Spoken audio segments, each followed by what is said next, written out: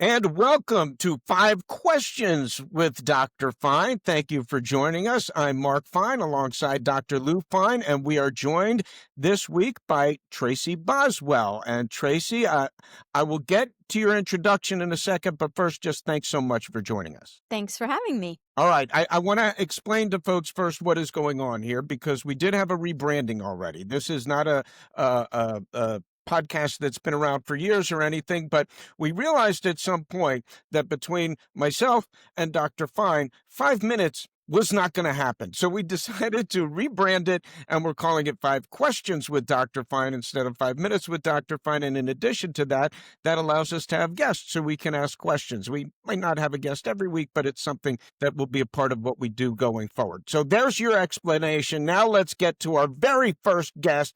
And I think this is so appropriate.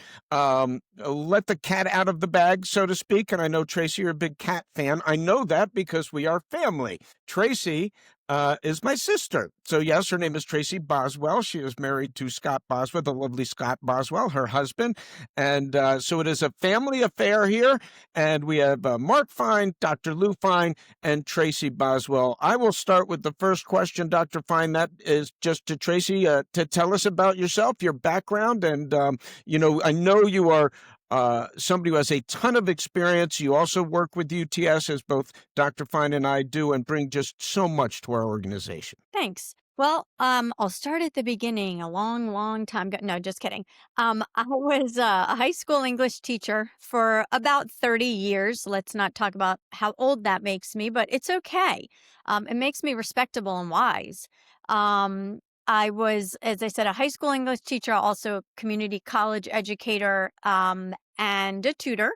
But right now, I work for United Testing Service as Vice President of Curriculum and Instructional Technology, and I'm the director for our tutoring program. And I come to all of that through the University of Florida, where I earned my degree in English, Penn State University, where I earned my master's degree in children's literature, believe it or not, and then by way of the University of West Florida, where I earned my ed specialist degree in instructional design and technology. Sorry, that is a mouthful. It is impressive. Well, I have a couple of comments before I hand it off to Dr. Fein to tell us to ask our first question. But first of all, you mentioned Florida. I can't let it go without saying that, of course, I went to the U, and big win on the football field for us over the Gators this past weekend. But the other comment I just wanted to make in listening to your very impressive resume is that you obviously inherited our father's superior intellect while I inherited his mediocre athletic ability. So it's good that at least somebody in the family got the smart. So yes, very impressive. Dr. Fein, I'll let the two smart ones take over for a minute, and you can go ahead and ask our first question. Okay, I'll start because of my high intellect to correct you. This is going to be the second question. The first question was to Tracy That's on right. her background. Right. Okay, Good I thing know you he's didn't here. know that math I was was told there'd involved be in no this. math. I was told there'd be no math. My bad. Okay, um, tutoring. Tutoring has a history. It has an image that comes to one's mind when the word tutoring is mentioned. Tell us about tutoring in today's world and how it works and how it's different from these images that we have in our minds. Sure. I think in a lot of ways, tutoring's the same, where we have an instructor and a child who needs some additional support with what they're learning. And that's great. And sometimes, we have someone sitting at the kitchen table with a neighbor down the street helping them with their multiplication tables, and that's terrific. But what we're seeing today is that we're recognizing a lot of deficiencies, deficits in learning gaps from the past 5 years. I think really stood out post-COVID, where students were struggling a little bit because the learning situation was not as consistent as it had been previously. And school districts were scrambling to figure out ways to educate all of their children whether it be online or asynchronous. And so, what we're doing now with tutoring, which is a little bit different from the way we did it before, is that we're looking to fill those learning gaps. We're looking to build foundation, to add to the foundation that exists that may be missing pieces, or that may have holes in it, so that while the students are still learning in the classroom, they are also building that foundation so that we can scaffold on that foundation in the classroom and they have that strong base to build upon. Well, you use the word foundation, and brings to mind, I think, a good analogy, and that is that if we have a weak foundation, a foundation with holes in it, the house that we build on top of that foundation is not going to last very long. So, in order to build up, then we have to make sure that the foundation that we start with is intact, no holes in it, and is strength, and that foundation and the scaffolding that's being done with today's tutoring program gives the student the ability to go forward and for them to learn going forward. And that's different than just trying to put a band-aid over something. Absolutely. And I think, when a student is struggling in a math class, for example, and this can be at any level, it's hard to learn even pre-algebra or algebra 1 when you still are struggling with 7 times 8, which is, I feel like, one of the harder multiplication problems, but As a uh, football fan, I was always good with the sevens. You mentioned COVID and the changes and students needing that foundation that you both talked about. It's one thing if you fail a test and you don't understand part of that foundation, and it's harder to move on if you don't have that the previous lesson understood. What right. COVID did is it changed that part of education exponentially, right? Because it wasn't just that they struggled with one chapter. These were years where students were struggling, right? Right. Potentially, in terms of my experience, I was in the state of Pennsylvania at the time, and our students did not return to a traditional classroom for almost 2 years. So it was easily a year and a half. And I think even then there were optional online classes.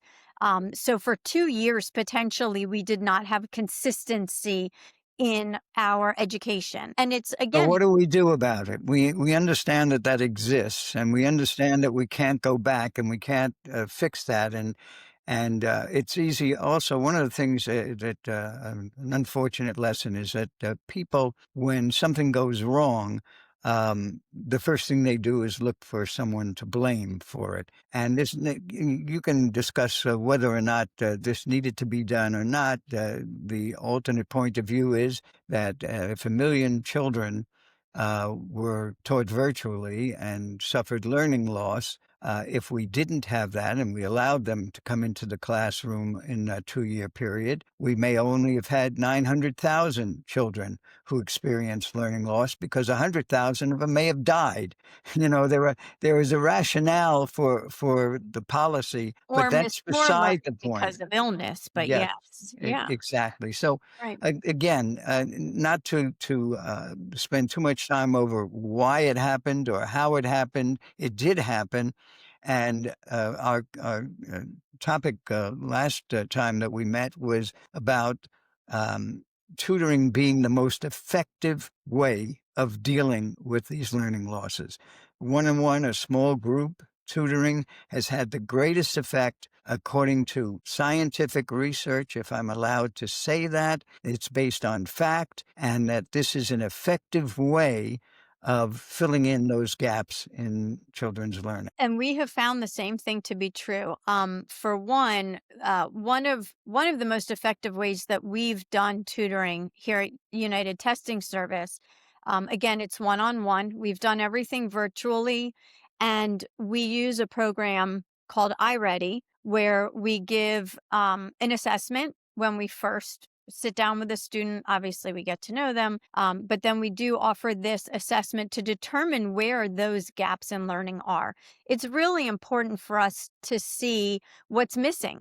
again, we could have a kid in algebra 1 and we don't know what it is in particular about the lessons that they're Why they're missing. struggling. Right. So we need to determine that. So this pre-assessment gives us areas of weakness and areas of strength, which is wonderful because you want to build on those strengths as much as you want to build on the weaknesses, but you can Great. use those strengths to instruct. And so this gives us an opportunity to see exactly where the problems are and then teach to those weaknesses. And that's kind of the approach that we take. And it's one to one. We can also do small group instruction, and that can be as effective for our the primary program that we're using right now is a one-to-one virtual program, and giving a student that kind of individual attention is half of it is Great. the Well, instruct and you mentioned that our program is virtually, entirely virtual. If I can use the same word twice. So let's talk about that. Is virtual the best way to approach these students, and why? And can virtual tutoring be applied in the school during school hours, or is it something that can only be done at home? And if so, what are the benefits or the drawbacks of it? Sure. The level of competence and comfort in the online environment has definitely improved over the past 5 years. Students are much more in tune with how to manipulate the technology. And honestly, Zoom or Google Meets or whatever platform you choose to use really is very effective because you're getting to see the facial expression. You're getting to see some of the body language. You can smile, you can laugh, you can show concern or compassion. And I think it is like sitting next to somebody. I think that it works. It can work. And again, especially when it's you and an instructor versus, perhaps you and 30 other people in a webinar setting. So I do think it is quite effective to do it virtually. And if I And may, I'm sorry. there are other aspects of it that make it very positive, and that it not only beneficial for the child, but it's also beneficial for the parents because they're given back a chunk of time that they would be spending otherwise in picking their child up at school, driving them someplace, Right. waiting for that session while the child is inside. And most importantly, they're not in the session, where when virtual tutoring comes into the home, the parent is there. They can see what's going on. They can see how their child is being helped and how they can become part of the team, the support team that's going to have a profound impact on their child's ability to learn. Absolutely. And I think we have offered both services both in home and also in school. And I'm going to mention how that works. And it is helpful because for the tutor to be able to connect with the parent offers another level of support. The parent gets to see how that student is learning and not only how that student is benefiting, but gets insight into the learning process because we're not in school with our kids. And we don't often get to see, ooh, it looks like Johnny has a little difficulty, with reading or with basic math facts. What can I do to help? And so it just adds another level of support and information. All right. I just want a quick comment on what Lou said. Uh, Tracy, you have 2 kids. Lou, you have 3. I have 4. So yes, the point about giving parents more time resonates very well with me. Let's talk about uh, uh, the school aspect because I think people do think about tutoring in terms of one-on-one, one student, and it's in the home or virtually. But this is something also that schools can use, right? Right. So we've done this in a couple of different ways. We meaning UTS, United Testing Service. One of the models that worked surprisingly well for us was with a school in Arizona, actually, where we had a computer lab situation where there was a staff member that set up the computers for the students. And we had everything from kindergarten through sixth grade in this environment. It worked really well. The children had headphones on with microphones. Each of them was at their own learning station, and each of them had their own tutor. So it was one administrator at the school in a classroom of a dozen students, each working individually with a tutor. So Let that's me also mention that that's a very big difference from where a lot of these tutoring centers work, where they may take in 10, 12, 15 children, and they put them on some kind of a program on a computer, but there's only one instructor who walks around the room, maybe helping someone who raises their hand and indicates, oh, I need help with this. right, But that's not one-on-one tutoring, and right. it's not nearly as beneficial as the Agreed. individual instruction that these children need. Right. I mean, these are certified teachers. These are educated professionals that typically have a specific area of knowledge in either math or reading in particular, and experience with the age level that they're working with, and most of them also with special education background. So these children that we work with are getting the best quality tutoring instruction that we can offer.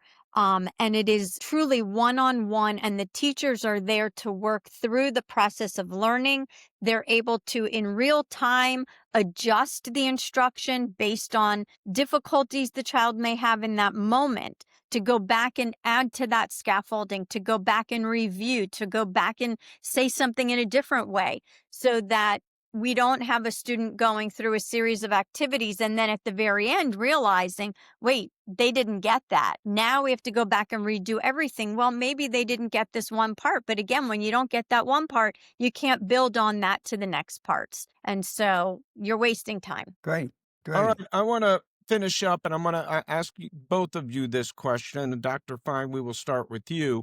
Um, and that is to just how does UTS do this? And Lou, if you could comment just on, I know the company has evolved over 50 years, how important it is to what we do, and T, maybe you can talk a little bit more about the specifics. Sure. I think that what happened is over the years, we have become aware of different needs that schools have, and they've let us know. They've come to us and they said, hey, you've done a great job of providing us with the school guidance counselor that we needed. And is there any way that you can help with this problem that we're having? And what's evolved over this, I think this is our 56th year in business and helping schools and education.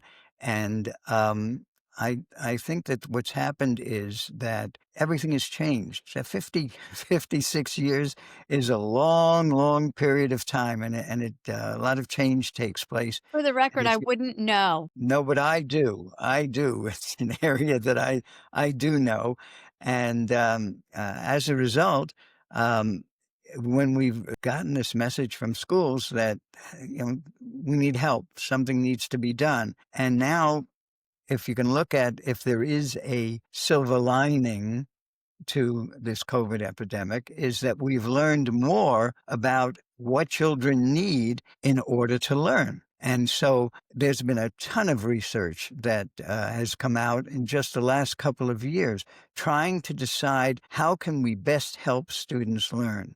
And it's Okay. National Assessment of Educational Process. Difficult for me to remember because of my advanced age, but their recent study indicates that there is no better way of addressing learning loss than through a tutoring program. So then what we needed to do is to find out what program we thought would be an improvement over what existed.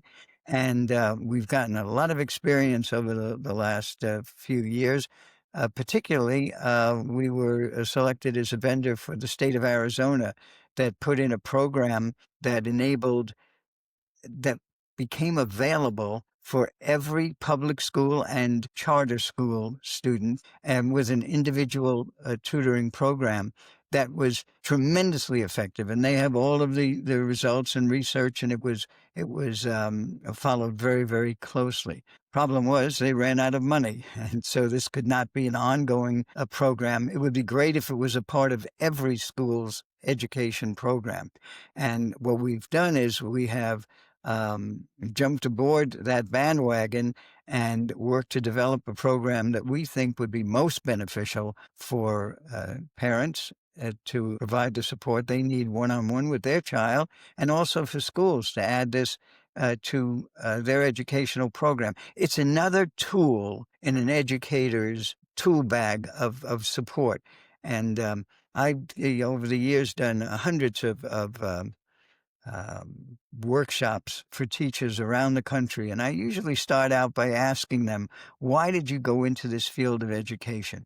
And you would be amazed, but I've never heard any of them say to accumulate large sums of money. Right. Right. That's not why the main motivating factor for going into education. So why do they do it? Because they want to make a difference in a child's life. They want to help. They want to make the world a better place. And the reality is that 100 years from now, it's not going to matter how big a house you lived in or the type of car that you drive or how much money you were able to accumulate. But if you can have a positive impact on the life of one single child, then the world will be a better place because you were there. So Well, I think that's what motivates us in terms of keep on moving forward, striving to make the work that we do more effective in helping children. all right, and I will. Very well said, by the way. I will. We'll wrap it up with the final question to Tracy, and that is, I've put our email addresses at the bottom of the screen throughout this. People want, or schools or parents, but I think it's important to point out to schools too. They can reach out to you, email you, and you can help get them a program that can help their school and their students. Right? Yes. And absolutely, just to reiterate exactly what you just said, I think it's important to note that we can help at the school level and also we can help at home. So if there are schools that think that they have students that would benefit but are not equipped to manage it at the school, they can share our information with their parents. And if they're interested in learning more about how we can help at the school, by all means, please have a representative reach out to me and we can have a conversation. Terrific, Dr. Fein. Final thought. I think I just gave you my final thought, and Okay. that it's more. But I will add one more thought, and that is, you both have had long and distinguished careers in your field, and we're really very, very fortunate at United Testing Service that the skills that you developed and the experience that both of you have had lend themselves so perfectly to what we've been trying to do for 50 plus years at United Testing Service. And you've made us more effective and a better company because of your involvement in it. So we Thank you. appreciate it. I'm tearing up. I'm tearing up. That was lovely. Thank you very much. Well, thank you both. This was so much fun. Our first guest on the podcast, Tracy, thank you so much for joining us and bringing that superior intellect that you inherited. You're very kind. Thank All you. right. Thank Thank you. you both. This was terrific. And we will see you next time on 5 Questions with Dr. Fine. Thanks.